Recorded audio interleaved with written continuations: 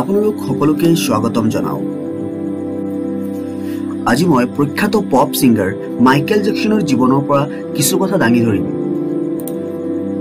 Michael Jackson 150 বছৰ জীয়াই থাকিব বিচাৰিছিলে। কাৰো লগত হেণ্ডশেক দিয়াৰ আগত বহুত সাৱধানতা অৱলম্বন কৰা আছিল। মুখত সদায় মাস্ক লগাইছিলে। নিজৰ দেখা শুনা কৰাৰ বাবে ঘৰত 12 জন অভিজ্ঞ ডক্তৰ নিযুক্ত কৰিছিলে। তেখেতৰ চুলিৰ পৰা ভৰিৰ নখ পৰ্যন্ত প্ৰতিদিনেই পৰীক্ষা কৰা আছিল। খোৱা খাদ্যসমূহ ল্যাবৰেটৰীত পৰীক্ষা কৰি তাৰ পিছত খুওৱা হৈছিল। প্ৰতিদিন ব্যায়াম কৰোৱাৰ বাবদ 15 জন প্ৰশিক্ষক নিযুক্ত আছিল। মাইকেল জেকসন 150 বছৰ জীয়াই থকাৰ উদ্দেশ্যৰে আগুৱাই গৈ আছিল। তেখেতে শুৱাৰ বাবে অক্সিজেনযুক্ত বিছনা ব্যৱহাৰ কৰা আছিল। নিজৰ বাবে অৰ্গেন ডনাৰ প্ৰস্তুত কৰি ৰাখিছিল, যাৰ খৰচ তেখেতে নিজেই বহন কৰা আছিল, যাতে হঠাৎ প্ৰয়োজন হ'লেই তেখেতসকলে কিডনী, লাঞ্চ, চকু, লিভাৰ আদি মাইকেলক দিব পাৰে। ইমান প্ৰচেষ্টা কৰিও তেখেতে বিজয়ী হ'ব নোৱাৰিলে। তেখেত হাৰি গ'ল, আৰু সেয়াও মাত্ৰ 50 বছৰ বয়সতেই। 25 জুন 2009 চনত তেখেতৰ হৃদপিণ্ড স্তব্ধ হৈ যায়। নিজৰ ঘৰত থকা 12 জন অভিজ্ঞ ডক্তৰৰ সকলো প্ৰচেষ্টা কোনো কামতেই নেলাগিল। লছ এঞ্জেলছ আৰু কেলিফৰ্ণিয়াৰ সকলো ডক্তৰে একেলগে চেষ্টা কৰিও তেখেতক বচাব নোৱাৰিলে। জীৱনৰ অন্তিম 25টা বছৰ তেখেতে ডক্তৰৰ পৰামৰ্শ অনুসৰি চলিছিলে। যিজনে 150 বছৰ জীয়াই থকাৰ সপোন দেখিছিলে, তেখেতৰ সপোন আধৰুৱাই হৈ থাকিল। মাইকেল জেকসনৰ অন্তিম যাত্ৰাৰ লাইভ সম্প্ৰচাৰ 2.5 মিলিয়ন লোকে প্ৰত্যক্ষ কৰিছিলে।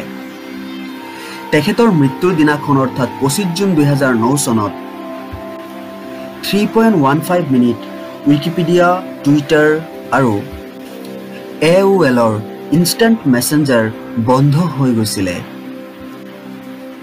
গুগলত 8 লাখ মানুহে একেলগে মাইকেল জেকসনক চাৰ্চ কৰিছিলে। অতিৰিক্ত চাৰ্চৰ কাৰণে গুগলত ট্ৰেফিক জাম লাগি গৈছিলে। সেই দিনাখন প্ৰায় 2.5 ঘণ্টা গুগলে কাম কৰা নাছিলে। মৃত্যুক চেলেঞ্জ জনাবলৈ গৈ তেখেতে নিজেই সেই চেলেঞ্জৰ ওচৰত হাৰি গৈছিলে। আৰ্টিফিচিয়েল পৃথিৱীৰ আৰ্টিফিচিয়েল জীৱনক এৰি স্বাভাৱিক মৃত্যুৰ সলনি আৰ্টিফিচিয়েল মৃত্যুকেই যেন আলিংগন কৰিছিলে মাইকেল জেকসনে। এয়াই নিয়ম। কিহৰ অহংকাৰ, কিহৰ গৰ্ব? দুদিনীয়া এই জীৱনক এৰি এদিন খালী হাতেৰে শূন্য ভৰিৰে আপুনি যাব লাগিব মৃত্যুৰ ওচৰলৈ। এইবাৰ অকমান ভাবি চাওক হওক। 1. দামী ঘৰ, গাড়ী তথা বিলাসবহুল মেৰিজ চেৰিমনি দেখুৱাই আমি কাক ইমপ্ৰেছ কৰিব বিচাৰি আছো? 2. আমাৰ কাৰোবাৰ কি মনত আছে অন্তিমবাৰ আমি কাৰ বিয়াত কি খাইছিলো? 3. জীৱনৰ প্ৰতিটো মুহূৰ্তত কিয় আমি সকলোৱেই পহুৰ নিচিনাকৈ শ্ৰম কৰি আছো? 4. ভৱিষ্যতৰ কিমানটা প্ৰজন্মৰ বাবে আমি খাদ্য সামগ্ৰী তথা লালন পালনৰ ব্যৱস্থা কৰি যাম? আমাৰ জীৱনৰ প্ৰয়োজন কিমান আৰু কিমানখিনি আমি পাব বিচাৰো, সেয়া আমি কেতিয়াবা ভাবিছোনে? আমাৰ কি অনুভৱ হয় যে আমাৰ ভৱিষ্যত প্ৰজন্মই উপাৰ্জন কৰিব নোৱাৰিবনে? আৰু সেইবাবে ভৱিষ্যত প্ৰজন্মৰ বাবে সম্পদ উপাৰ্জন কৰাটো কি ইমানেই প্ৰয়োজন? আমি আমাৰ মাহিলী আয়ৰ 5-6 ভাগ নিজৰ আনন্দৰ কাৰণে ব্যয় কৰোঁনে বাৰু?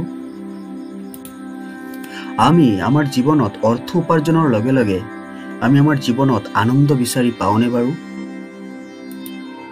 উত্তৰ হ'ব নিশ্চয় নেপাওঁ। এইবোৰ কথা ভাবিলে হয়তো আমাৰ অনিদ্ৰা অথবা হাৰ্ট ব্লক হৈ যাব পাৰে। নিজৰ আনন্দৰ কাৰণে আমাৰ সময় অতিবাহিত কৰা উচিত। অৰ্থ উপাৰ্জন কৰা অথবা ধনী হোৱা কোনো অপৰাধ নহয়। কিন্তু কেৱল অৰ্থৰ বাবেই অৰ্থ উপাৰ্জন কৰা বা ধনী হোৱা অপৰাধ।